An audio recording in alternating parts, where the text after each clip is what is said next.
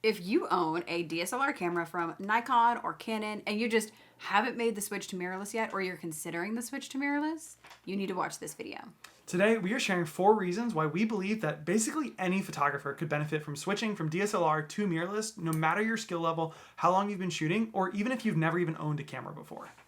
But before we jump into that, we want to introduce ourselves. I'm Hunter. And I'm Sarah. And we're Hunter and Sarah Photography, a husband and wife professional wedding photography team. We're also educators, and our goal is to help photographers to build strong foundations in both their businesses and their personal lives so that they can run profitable and sustainable photography businesses. So a little over a year ago, Sarah and I posted our very first video to this YouTube channel. And it was a comparison of DSLR versus mirrorless cameras as the very first video in a series we called Camera Bag Essentials. Now, this whole series, we broke down what we believe a growing photographer needs and, regarding camera gear, what we recommend they buy, and in what order they buy it. And even though we posted like more than 50 other videos over the rest of, 2022, that video about DSLR versus mirrorless cameras remains one of our most popular videos of all time. So today, almost exactly a year later, we are revisiting the question of DSLR versus mirrorless since our attitude has actually changed a little bit over the last year. And rather than telling you, the pros and the cons of each, today we're sharing why we believe that any photographer can benefit from making the jump to mirrorless, whether you shoot with Nikon, Canon, or anyone else. So let's jump in. So the very first reason that we believe both professional photographers and even amateur photographers or aspiring pros should switch to mirrorless is simply because they're just easier to use. And it really comes down to the electronic viewfinder that is unique to mirrorless cameras. So with a traditional DSLR or even like an old film camera, when you look through the viewfinder, you're actually seeing the real world. So inside the camera, there are these small mirrors. So the light enters your lens, it's being reflected by these mirrors, and the actual light from the world in front of you is coming through your viewfinder. So you're seeing what the world really looks like no matter how you've set the settings on your camera. On the other hand, mirrorless cameras, as the name implies, don't have any mirrors. Instead, the light goes directly into an image sensor, and what you see when you look through the viewfinder is actually an LED screen. So when light comes through the lens, it's being picked up by that sensor, processed in real time, and then displayed on the LED screen. So instead of seeing the real world as it looks to the naked eye, you're actually seeing a digital rendering of what your lens is actually seeing in real time with your camera's exposure settings already taken into account. And that is the crucial difference, right? And so if you've ever worked with a DSLR camera and just been frustrated by the fact that you sort of have this vision for a shot and you can see it through the viewfinder, and then you click the shutter and you look at your screen and it looks nothing like what you want it to, you just can't capture the vision you have, then let us be the very first people to tell you that when you switch to mirrorless, that problem is over. Yeah, and the reason is when you look through the viewfinder of a mirrorless camera and you adjust your aperture, your shutter speed, or your ISO, the camera is going to show you in real time how those changes are affecting the brightness of your image. Even your white balance settings are going to be reflected in real time through that sensor into your viewfinder. So if you are about to overexpose or underexpose an image, you know that before you even click the shutter. You know exactly what your image is going to look like. So this means no more test shots. So back in the day of DSLR, every time we'd move into a new location or the light would change on a wedding day, we would basically make an educated guess as to what our settings should be based on our light sensor. We would take a shot, and then we would look at the LCD screen on the back of our camera, say that's too bright, that's too dark, make an adjustment, keep doing our settings, do another test shot. And especially when we were first starting out, we might have to do this 3 or 4 times. And when you're very new, sometimes you can't figure out why it looks the way it looks, and you start panicking in front of your clients. Now, you literally just look at your screen or you look through your viewfinder and changes are made in real time. So it's so easy to figure out what your settings should be. Yeah, and this may not seem like that big of a deal, but when you are first learning to shoot in manual, it makes your life so much easier. Plus, sometimes on a wedding day or during other important events, those few precious seconds that you lose doing test shots can mean missing an important moment that happens suddenly. But it also just makes your life easier. It's hard once you make the switch.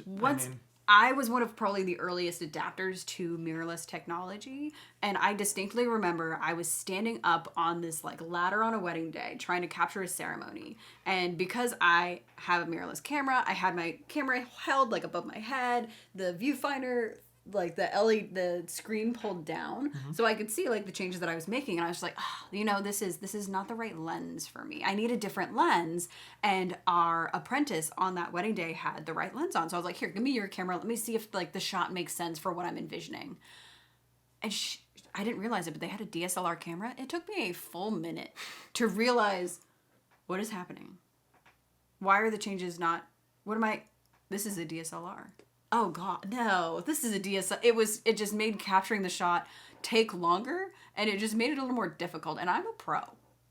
So the next reason that we think a switch to mirrorless makes sense is because the big three camera manufacturers, that's Nikon, Canon, and Sony, they're basically done making new lenses for DSLR cameras. So any improvement in lens technology or any new focal lengths that become available are basically going to be available exclusively to photographers who shoot with mirrorless cameras. Yeah, so when we wrote our first blog addressing this mirrorless versus DSLR question in the summer of 2020, Nikon only had 12 mirrorless lenses for sale on their website.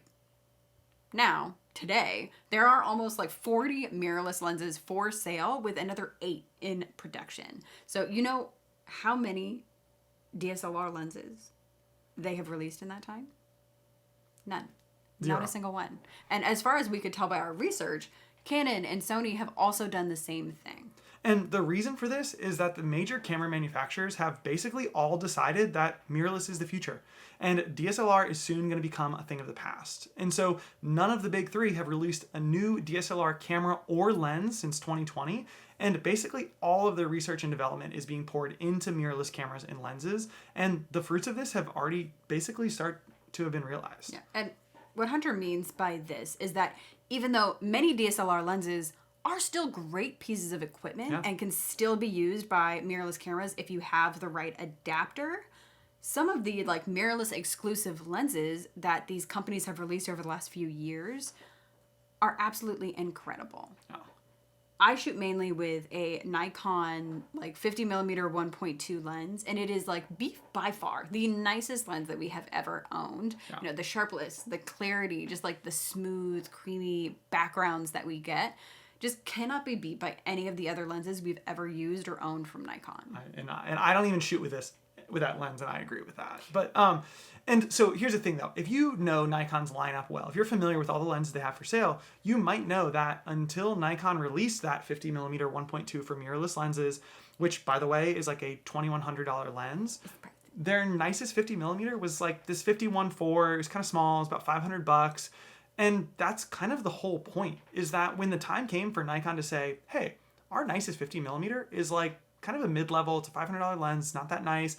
It's time for us, Nikon, to make a truly professional 50mm lens. You know what they did? They made a mirrorless lens. And from what we hear from our photographer friends who shoot with Canon or Sony, pretty much the same thing is happening all across the board. The third reason why we think that photographers should switch to mirrorless is because of the performance available with the like newer mirrorless technology. So if you ever had a phone or a laptop that you just held onto for years and years until you finally just could not take how slow it was, and then you upgraded to like the newest model and you were just blown away by how much faster it is, then you basically understand intuitively this thing that computer science people call Moore's Law. And basically what that means is every couple years, computer chips get faster, smaller, and more efficient. Yeah. And that is why, you know, every time Apple releases a new iPhone, they can actually call it their fastest iPhone yet. It's also why there have been more than like 10 generations of GoPro and iPhone in the last like 15 years or whatever. The computer chips that actually make all technology run just get better and better almost every single year. And those same computer chips are also used in digital cameras. So even if mirrorless cameras had never been invented, just, you know, hypothetically, a camera released in the last few years, like a Nikon Z6 II or a Canon EOS R6, is going to be faster and have a better image sensor and a better processor than a camera that was released almost a decade ago, like the Nikon D750 or the Canon 5D Mark IV. Yeah, and like we mentioned before, you're not going to see any new DSLR cameras coming from these manufacturers anymore. So as camera technology just continues to get better and better with each passing year, 100% of those improvements are going to be in the mirrorless cameras and not a DSLR. So if you think this problem is, maybe, oh, what's the difference between these cameras now? In 5 years or in 10 years, DSLR cameras are going to be almost completely obsolete because of how much nicer the new technology is. And by the way, this is just a little aside, but another sort of advantage of this upgrade is that because as computer chips get better, they get smaller, you can fit more and more technology into a smaller and smaller package. So if you have relatively smaller hands, like my wife does, then holding a mirrorless camera is going to be a little bit easier and a little bit more comfortable for you than a DSLR, which tend to be a little bit bigger and bulkier by comparison. But this is not all to say that you have to buy a new camera every year. That's not a thing. It's not like iPhones. Well, you shouldn't. Well, anyway, we won't get into that. But so on to the fourth reason. Sarah mentioned earlier in this video that we first wrote about mirrorless versus DSLR cameras in the summer of 2020. Now, at that time, Nikon and Canon had only launched a couple of mirrorless cameras each, and the main camera they were trying to sell, which was the Nikon Z6 and the Canon EOS R, were selling for like $2,200. And by the time you got, the lens adapter so you could still use your old lenses, and you got the new memory card you needed and the card reader, you were out like $2,500. But at the same time, you could go pick up a used D750 or a used 5D Mark IV for under $1,000. So when we first wrote about this, and even last year when we posted our first video, for a lot of photographers, switching from DSLR to mirrorless was still expensive and even prohibitively expensive.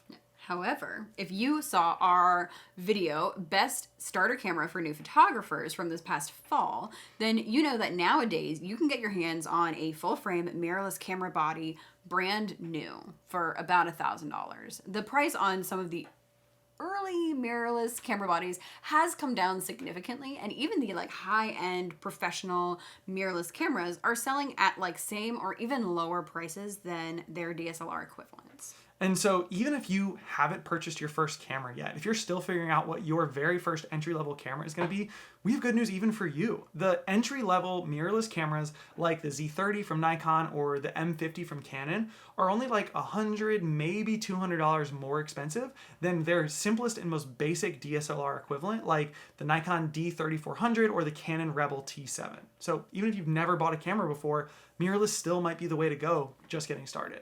Yeah, and you might be thinking to yourself, but what about, great, I can get a mirrorless camera, but what about the lenses? And, even those lenses have started to become a little more reasonable, especially for the, entry-level cameras. Yeah.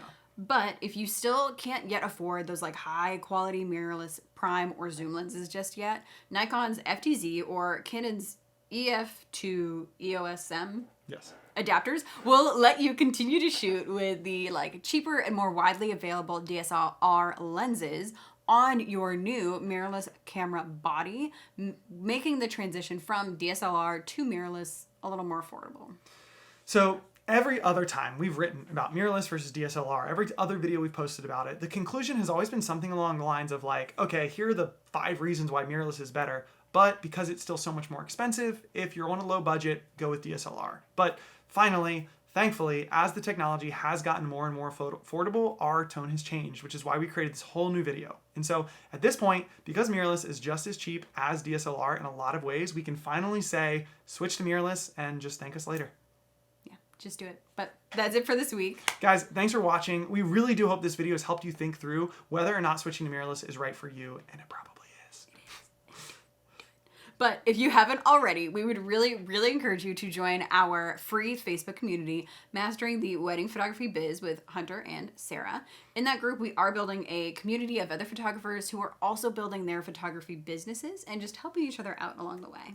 So next week, we are jumping back into our shooting and manual series, so be sure to like and subscribe so you don't miss any of that. Yep, and once again, if you have any questions, if you found this video helpful, if you'd like to add anything you feel like we missed, feel free to comment below. All right, guys. See you next week.